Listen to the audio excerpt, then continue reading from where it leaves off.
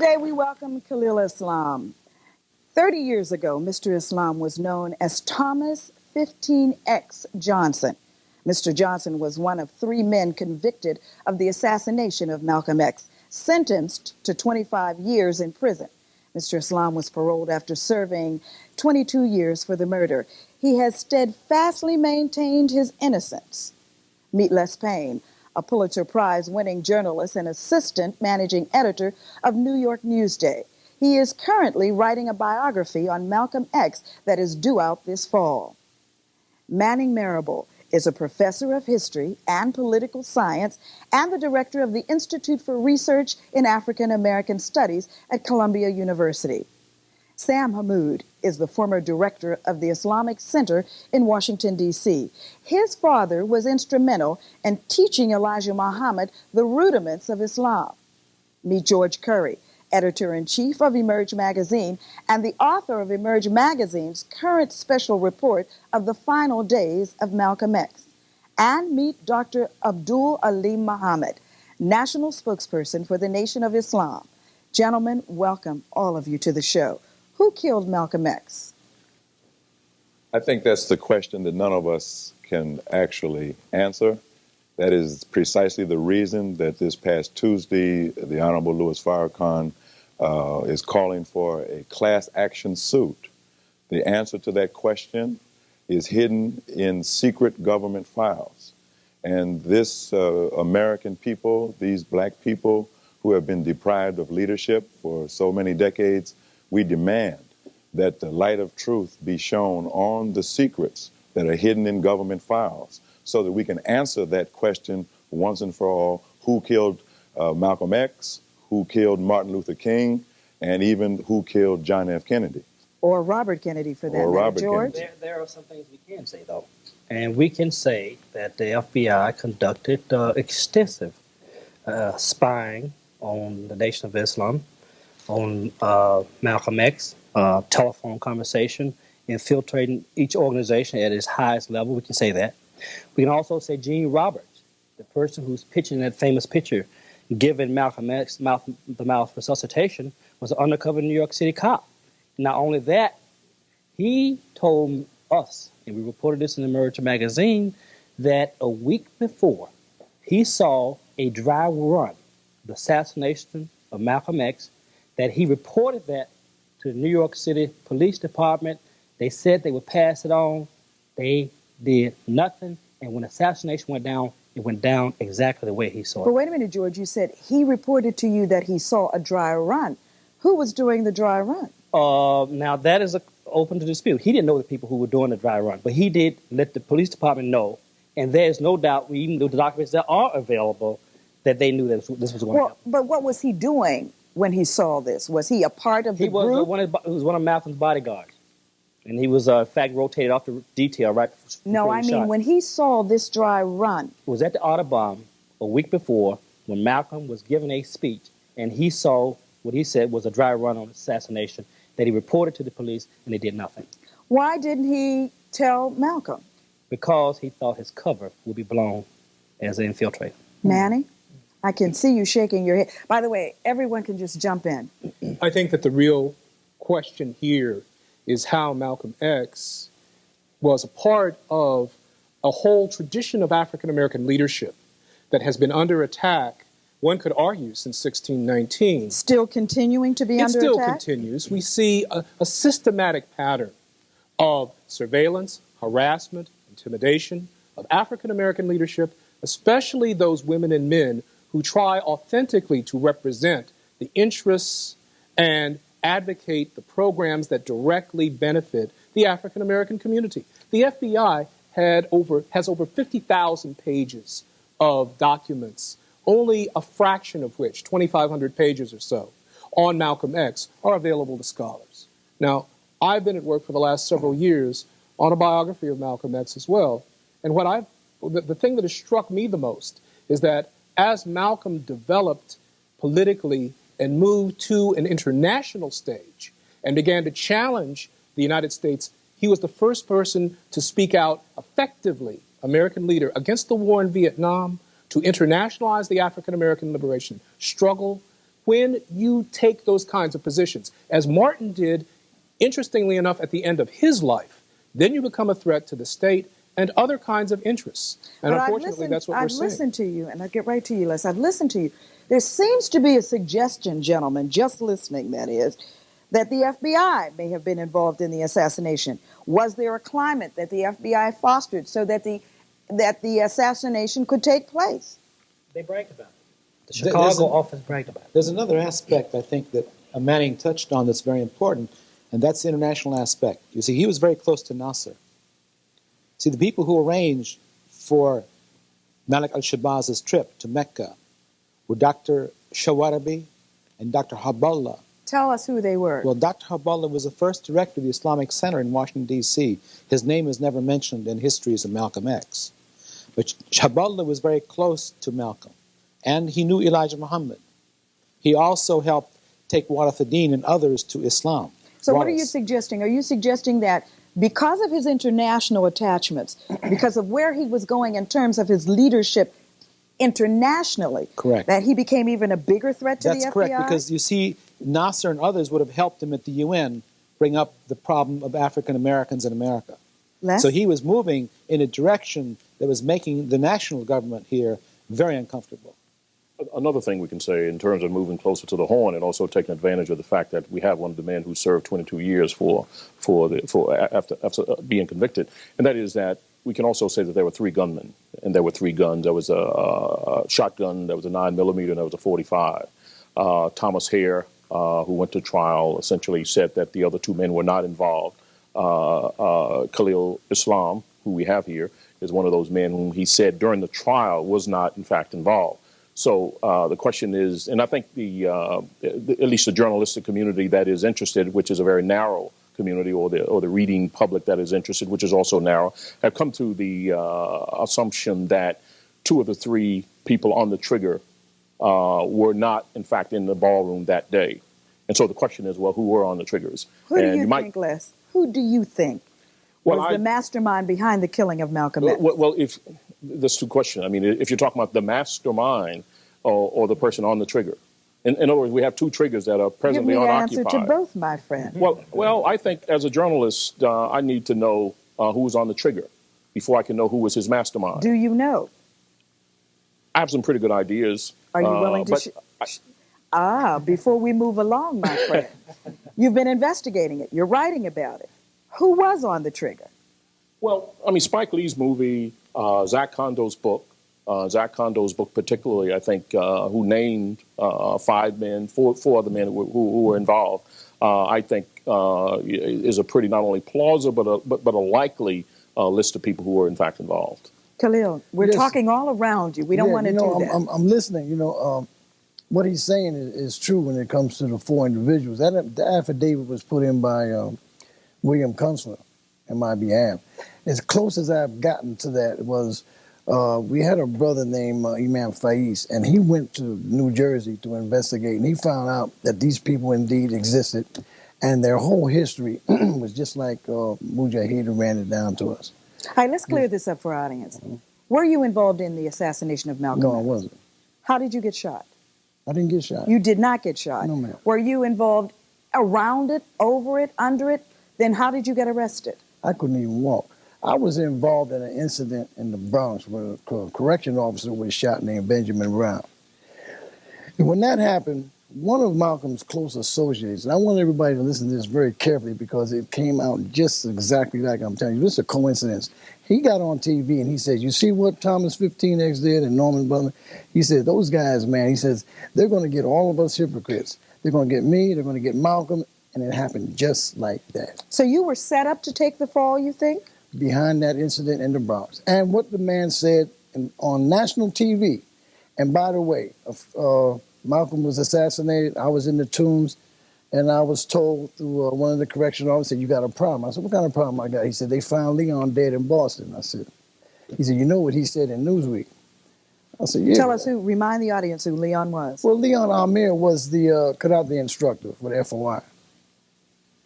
And that's why it led, they believed that he was telling the truth. And he said that, all right, so the DA said, I found out later on, so what these guys think? They're a black mafia, so we're going to make sure that they don't never see daylight anymore. Khalil, who do you think killed Malcolm? Well, I would say that the individual that was shot on the scene, Mujahid, he told me himself that the 4 individuals that he gave up, he says we went there and we rehearsed it, just like somebody just said. We rehearsed it, and we came back that next week and we carried out the operation. He said he was very sorry that he destroyed my family and my business and whatnot, and this is the reason why he confided in me. For some reason, he just felt my spirit and we just locked together. And he ran the whole thing down. And I said, well, listen, you should have never took the stand. You're not going to give up names. The DA is not going to let anybody go. You have to give up names. So you felt that the moment you were arrested that there was no hope for you to get justice? None whatsoever. I even stated that before when I was on trial. I told my co-defendant, I said, listen, I said, we're going to take a long trip. The only way we're going to get out is through the back door. It was sealed. I knew it was sealed. I had a lot of experience with, you know, street life and prison and stuff like that. Let's take a break. And when we come back, we'll continue our conversation and listen to the audience and their questions on who killed Malcolm X. Did you make Malcolm? Did you clean up Malcolm? Did you put Malcolm out before the world? Was Malcolm your traitor or was he ours? And if we dealt with him like a nation deals with a traitor, what the hell business is it of yours? What does that mean? Dr. Alim, does that mean that the Nation of Islam is hinting that it took some responsibility in disciplining Malcolm? No, it means that the Nation of Islam, if we had done that, we would not be pussyfooting around and denying it. We would tell you straight out that we did it. But in fact, we didn't do it. Probably what saved Malcolm's life was that the Honorable Elijah Muhammad told the FOI, leave him alone. And I just reiterate Minister Farrakhan's point made earlier this week, that the truth about Malcolm X's assassination will only be known when the secret files that are held by the American government are opened up to public scrutiny. Now, a man that feels guilty is not asking for all of the facts to be brought out into the open. But someone killed Malcolm, and justice demands that their identity be known. Someone killed Martin Luther King, and justice demands that their identity be known. But realistically, someone killed John Kennedy, and those files are closed for how long, gentlemen? Well, then, see, we are a government, so they tell us now, of, for, and by the people. So now, who is it in the government that has the right to say to the American people that you cannot know these secrets? Only we know, when we realize those secrets only protect the guilty. But I do, you know, I think we're in the right direction. I just need to interrupt him at that point. See, right now, we just formed a committee. Who are the we? We, me, and Bilal Family Production, and Daoud, the people that I came from New York with. And the committee is for human justice. And what I'm doing there is I'm demanding the exoneration, complete exoneration of myself, which is Khalil Islam. And I think we're getting close to what he's saying, which is true, governmental influence. But there's a movie out, a documentary, and I would like to suggest that everybody go see this documentary called Brother Minister. Brother Minister? Yes, assassination of Malcolm X. And in that particular documentary, we have people that are testifying and giving new evidence and pointing in the right direction. These are people that the Justice Department, the FBI did not talk to, or some were talked to, but their testimony, where did these people come from? Some that they did not talk to, like Benjamin 2X Kareem, for instance. They didn't call him to testify. Did he come forward and say, I have information? No, he was threatened. There was a lot of people that was threatened. Threatened by who? And who was he that he would be threatened? threatened? They were threatened by people who didn't want anybody to interfere with the structure the way they had set it up. In other words, but here's what I have a problem with. When you say they, when you say people, tell me who. All right, I'm going to tell you who. That's what I want you to do. I was used as a scapegoat. By who? By who? New York City Police Department, the DA, FBI. Who was the DA at the time? Dermody. Okay. Did the nation use you as a scapegoat? Goes both ways. So is that a yes? That's a yes. So you feel that everyone used you as a scapegoat? Exactly. And the film, the documentary I'm telling you about now, will depict that. Will show very unique movement and activity that was going on at that particular time. Within the nation and outside of the nation. Right, that's correct. One of the things hard to do, too, is to go back 30 years, and some of us have gone back and look at it because there's so much you forget over that time. And I interviewed Minister Farrakhan 5 years ago, and he said he regretted that he did help create the atmosphere for that. If you go back to the Muhammad speaks during those times, it was extreme language. So and the way he explained it to me was, look, I had to choose between my teacher, Elijah Muhammad, and Malcolm X, and I went with my teacher. May I interject something else that's being forgotten about, and it has been forgotten about in almost all the discussions, not just here but elsewhere. Elijah Muhammad himself was not a very violent man. He was a very peaceful man. He was a very religious man, and he was a seeker. So that the portrayal, you see, everyone's focusing on Minister Farrakhan, but the real leader still was Honorable Elijah Muhammad, and he would never have asked for, I agree with Dr. Muhammad, he wouldn't have asked for Malcolm's death because that wasn't his way of dealing with problems. He always tried to find solutions to problems. But also he loved Malcolm, didn't he? That's right, he did. And this is one of the things that people don't understand.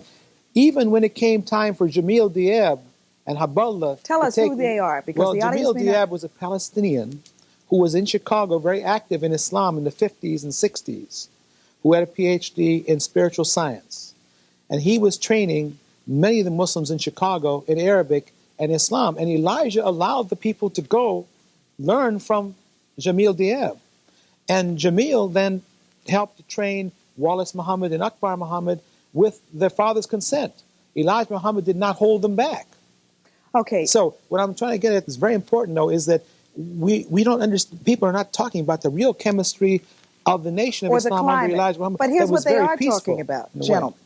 They are talking about the fact that the wife of the slain leader, Malcolm X, has accused and has not bitten her tongue, has said that not only did the Nation of Islam kill her husband, but that they bragged about it. How do you respond to Dr. Shabazz? Well, I think you have to remember that film clip you just showed, by the way, was shown to her.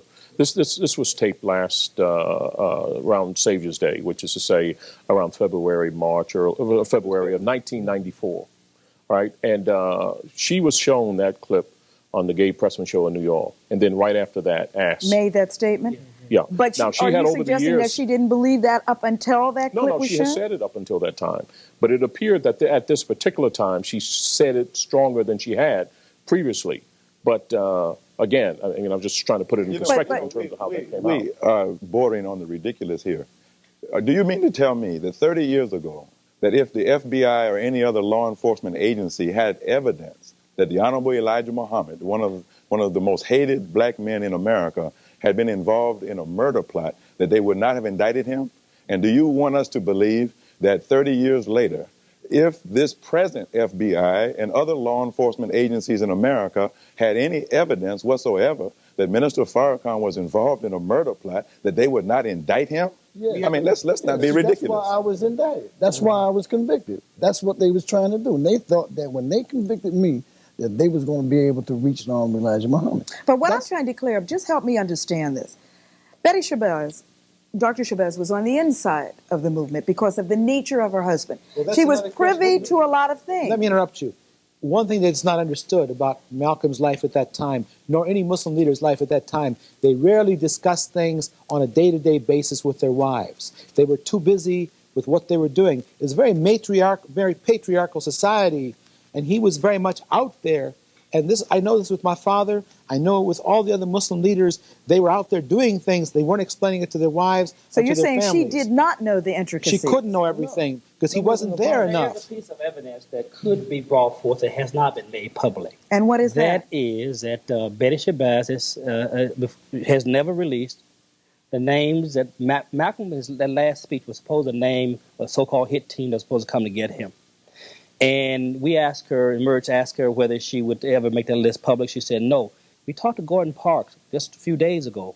Gordon Parks said the night that Gordon Parks, the photographer, the famous photographer, said the night that Malcolm was assassinated, he saw the list and said the list was in blood, and he wrote down the names, had started to run them in Life magazine, but decided not to. This was just a few days ago. What I don't understand, if the controversy is at a peak as it is right now, George, and if Dr. Shabazz has the names, And if Gordon Parks, who is very much alive, Yes. has the names, and if he saw them and remembered, because Gordon Parks has an He wrote them excellent down. memory, he wrote them down. Why not bring them forth now? I think that's important to have.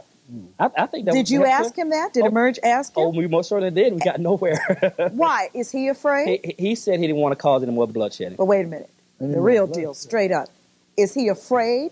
Is there a I real can't say what's in fear his in mind. telling I the can tell you truth? what he said. He said that he would not release the name. He will not release Well, the name. if he in Let fact us has have if an he in fact official has them, hearing, a court of law, a legally constituted judicial body to review what the evidence is. But aren't we going to this have is this? supposed to be a nation of law. So then let law prevail, not gossip, not innuendo, not hearsay, not this, that, or But the other. we're all looking at you with a smile over that phrase, aren't we, audience? Well, they are supposed to be a nation of law, because then you're let it be. suggesting that the law keepers were involved in breaking the law, and more than that, taking the life of someone. I'm saying ultimately, as we are taught, the authority in this country resides with we, the people. So we as black people have been deprived of our human rights since we were brought here. We want to open the case of every slain black leader that has ever been taken from us and the guilty parties exposed. And that includes Malcolm X, but it's not exclusive to Malcolm X. All of those that we know that we lost as a result of this kind of activity. I'm smiling. Gentlemen, you know why. That cry has been made before. I like your optimism, though. Hello. Yes, I have a message for Brother Khalid. Brother Khalid, I saw the movie Brother Minister, and I'd just like to know, who is the Illuminati corporation that had to do with producing the movie? Well, see, the Illuminati didn't have anything to do with But who are producing they? the movie. The Illuminati is, from what I can understand, they're a national, international group that's tied in with the money people of this world, the big bankers. That was used as a credit on that film. Were you aware of that? Yeah, I know. He used that name. The individual that produced that film, we even questioned him about that, because I did a lot of research on the Illuminati, and I understand who the Illuminati is. For some reason or another, man, he was attracted to that title. I don't know if it's somebody who's influencing him or what. All right. We have to understand the importance of that. But I just want to get back to Dr. Shabazz, and I will do that right after these messages.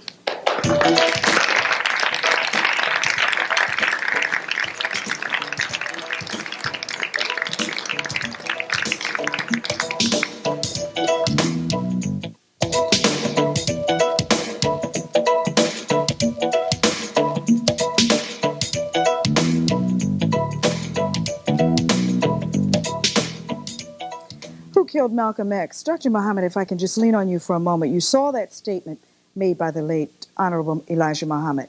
What did he mean by that? Well, assuming that that's an accurate quote of what he said, the scripture teaches us that he who lives by the sword dies by the sword. Those who become registered members of the Nation of Islam lay down all weapons. We are disarmed by the Honorable Elijah Muhammad and now by the Honorable Louis Farrakhan. So we carry no weapons to wage our struggle for justice. When Malcolm left the Nation of Islam, he no longer adhered to that principle of nonviolence, and he picked up weapons, and he said that he would use them. He made speeches, that seemed to indicate his willingness to resort to violence to achieve his ends. So perhaps that would be an interpretation of that statement. I strongly disagree with that interpretation. I would argue that there were clear differences politically and ideologically within the black nationalist movement between the Nation of Islam and Malcolm X. But differences of political philosophy do not translate into murder, responsibility for murder. And the key thing that we have to keep emphasizing here is that the counterintelligence program, COINTELPRO, existed during this period, that you have to ask yourself who really benefited from the murder of Malcolm X. Then let's ask that question. And the murder of Martin King. Who really benefited by Malcolm's X? And what evidence do we have, journalists, people who have authored books, that there was this clear-cut effort to kill Malcolm? Who stood to benefit from it? Well, certainly you can say the establishment in a sense that another thing. What establishment? I want names. I'll give you some names when I want to pull it together. You got to realize that at the point that Malcolm X was assassinated, and the point he and Dr. King were going toward each other. Remember, initially Dr. King was denouncing the Black Power movement, Then he said later on, well, that's an okay term if it inspires pride. And they actually had met one time on the Capitol. They were moving toward each other. And if they had ever hooked it up, which I believe the direction they were going in, that'd been a powerful combination. Okay, but before I go to the audience, let me just ask this question. When we asked who stood to benefit, didn't the Honorable Elijah Muhammad stand to benefit? Wasn't there some concern among the brethren at that time that Malcolm had grown bigger than life, maybe bigger than the messenger himself, True. and had more influence and was bringing more people into the nation? That's one of the reasons. Well, That's one of the reasons for That's what? one of the reasons why he was assassinated. People thought he was becoming too popular and that he could out-talk Elijah Muhammad. Malcolm, I don't know any commentary that could deal with him. We used to put Malcolm on the radio and everybody in the house better shut up because when he handled a situation, man, it was handled. And that, and people started inflaming not only the Nation of Islam, the fruit, but you had him talking about cops, the graft. We had him talking about drugs. We had him about numbers, prostitution. So his enemies were everywhere. His enemies were everywhere, and they saw an opportunity to take advantage of a situation, and that's why I did 22 years in jail. Okay. But the logic just isn't there because after Malcolm was gone, then the Honorable Elijah Muhammad replaced him with an even more eloquent spokesman. So that logic just doesn't hold. The people who benefit from the disunity, and that even more eloquent in your words was Louis Farrakhan. Yes. And the people who benefit, to get back to your root question, the people who benefit from the assassination of black leaders is white America. As long as they can deprive the mass of our people of effective leadership, then they can continue to hold the masses in confusion and oppression. And that is why today, when Malcolm is, wait, brother, because that's now that Malcolm is gone, the Honorable Elijah Muhammad is gone, the number one target of assassination today is Minister Louis Farrakhan. Okay, but I have a question, and I'm going to get to your question, okay? But they keep saying things that make me want to come right back. You said that an even more eloquent orator than Malcolm was replaced, and that was in the present Minister Louis Farrakhan. Rumor has it that was where the real bone of contention was, that Minister Farrakhan was upset with the position that Malcolm had, that both of these men were, I'm giving you gossip, you're going to give me truth, but I'm giving you what was said. And you all can join in if you've heard what I'm getting ready to say. That these two men were vying for favoritism and that Elijah Muhammad favored Malcolm, which set up the discontent between Minister Farrakhan and Malcolm X. You've heard this before. This is not new. Well, we've heard all of these lies before. The repetition of a lie doesn't make it true. The reality of it is that Minister Farrakhan at that time, Louis X, was a student of Malcolm X. He was his understudy, if you will. He looked to Malcolm with great respect and admiration. He was his big brother. He was almost his alter ego. Mm-hmm. But when Malcolm distanced himself from the leader, Minister Farrakhan at that time, along with millions upon other followers of the Honorable Elijah Muhammad, distanced themselves from Malcolm. Not because they disliked Malcolm as a person, but because organizational unity is more important than any single personality, no matter how charismatic. George, who was Baba Kanda? Is that his name? And what did he say about this issue? Baba Kondo and his book? Yes. You talking about Zach? Yes. Zach Kondo. Okay. He says that there's it was not. You're putting a spin on it that I don't agree with. In the sense that it was not this contention between Farrakhan and Malcolm. That simply was not true. Okay. Although. So that is a plot by the media to create that image? You look at it now, it's looking at it and not going back in history. I mean, Minister Farrakhan served under Malcolm in Boston. I mean, they were both, Minister Farrakhan said to me in an interview, he was like my big brother. He was a big brother I never had. They were close. He did say a lot of inflammatory things after, but it was never Malcolm against Farrakhan as such. That is not That's part what of the Dr. Farrakhan, Minister Farrakhan told me. But then what did he kind of say in his book?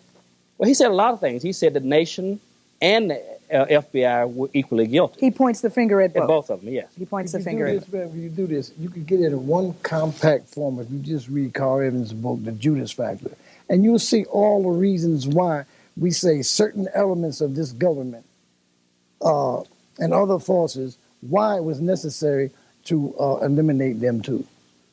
I think there was a very, very good illustration in that book. And if everybody was to read that book... Well, tell us. Well, like somebody said, Martin Luther King and Malcolm X got together. They had a meeting. And they came out as brothers after that meeting. Well, they came out as brothers, and they said they were going to do everything to unify their forces. And Dr. Martin Luther King also went and saw Elijah Muhammad, and he told the public, I went to the mountain, I saw the other side. That's a threat. The government does not want us united. And what they were trying to do then, they were using a master scheme, because J. Edgar Hoover said, we cannot allow a black messiah to rise up. That's right. And that's what they represented. It's very easy for you to see. And like I said, in one compact form, from cover to cover, you read that book, you get all the facts. Then that is my concern about the current controversy with the daughter of Malcolm and Louis Farrakhan now. Just like That's not the controversy. She's a victim just the like current controversy is, if you go back 10 years ago, when the Honorable Louis Farrakhan and Jesse Louis Jackson joined forces. That was a threat that could not be tolerated, and so things were done to split that unity up. Jesse was discredited in the media. The Minister Farrakhan with the Congressional Black Caucus, the NAACP coming together, convening a leadership summit. That is the issue. We must break that unity. And so that is why Minister Farrakhan today is the target for assassination, not necessarily by Malcolm's daughter, but from the government. Because here is a man who has such an attractive personality to so many different groups and different constituencies that he has the real potential of uniting a nation of people. So are you suggesting then, and let's get right to it. Yes. And believe me, I'm going to let you ask your question. I keep telling you that. I have to come close for this.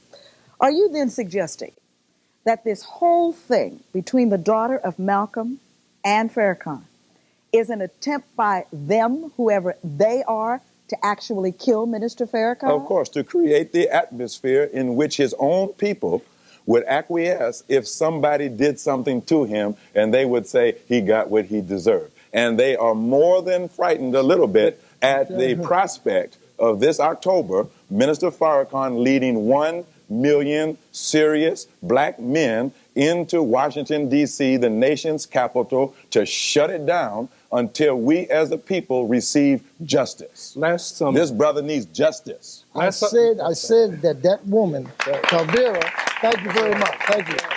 I said that she is a victim the same way that I was. Okay.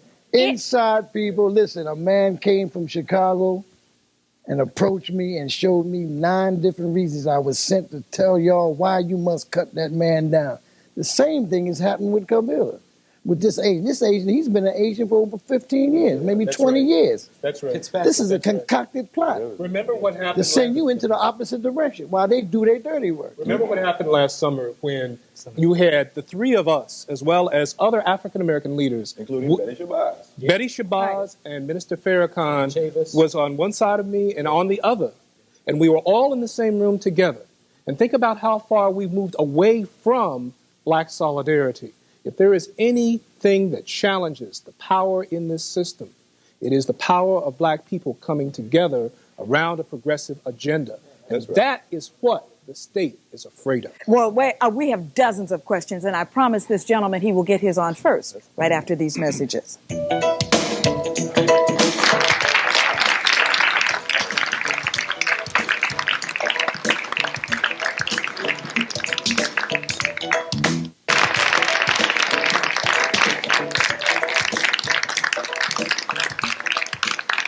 This gentleman has graciously given me permission to ask this question of the panel.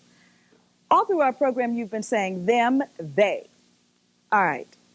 The anti-abortionists, they have a list. Everyone who works in a clinic, they know where they live, where they go, who they are, and they release the names to all their membership, and they call them on the phone, and you know what they do. If you know who they are, gentlemen, if this is a threat to the nation and your leader, where's your hit list?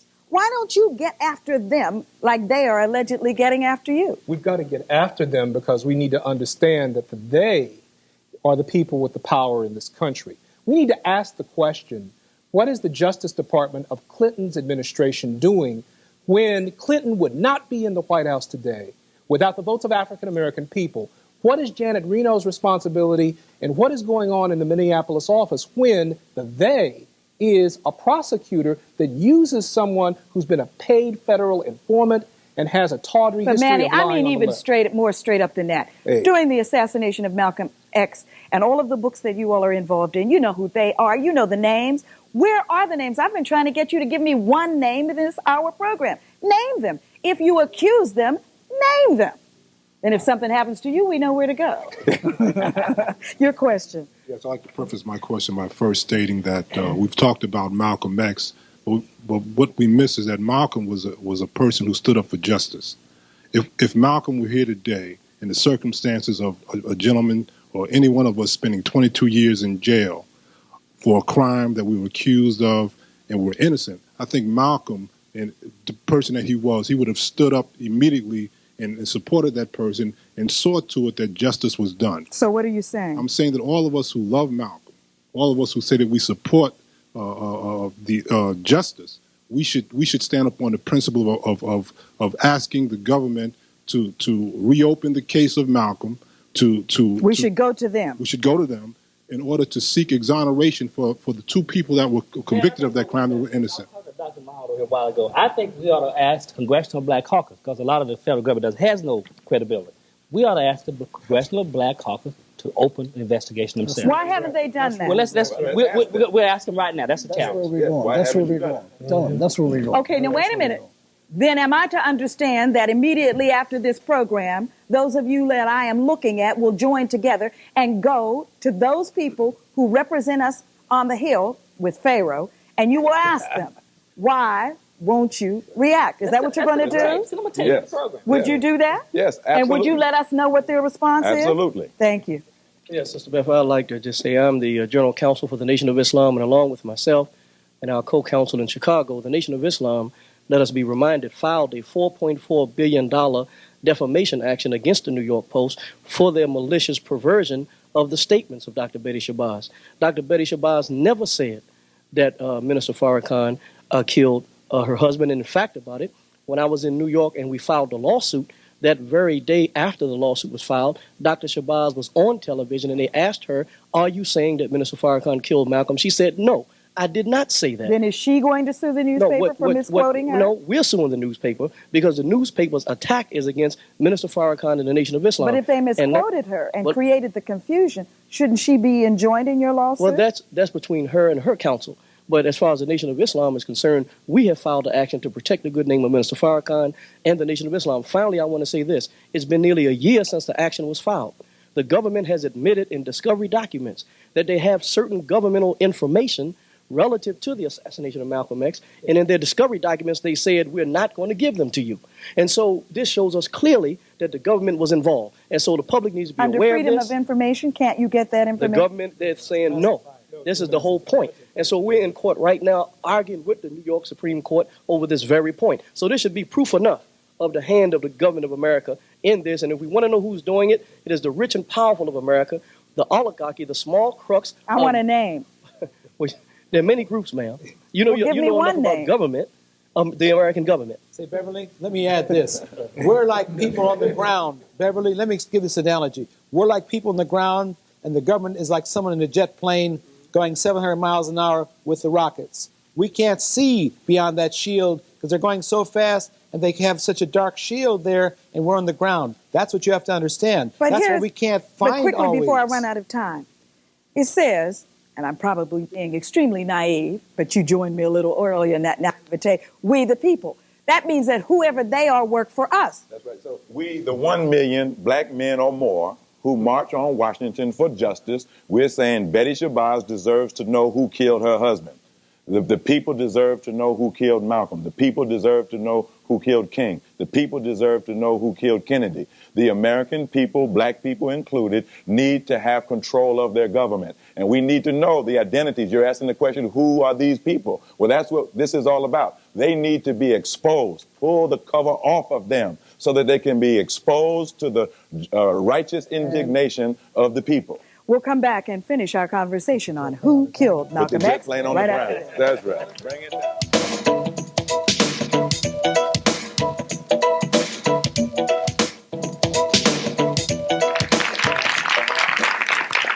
We're continuing our conversation. You have heard a lot today talked about in reference to Khalil, one of our guests. Stuart, if we could see that slide, please. What I would like to do is show a number for the Committee for Human Justice, a number that you can call if you're concerned about the freedom of this gentleman, 212-581-4493. That's 212-581-4493. Khalil? Yeah, and that's for the re-examination of my Case? conviction, yeah, and the indictment, and we want to reopen a lot of the Freedom of Information Act files that my lawyer was able to get. You have to ask specifically for what you want. Yes. These are the kind of things we want to use this. And I also want to So people can get information from this number. Right. Okay. And I also want to say this. I would like the public to know that there's a major motion movie picture coming out that's going to be introduced maybe next year,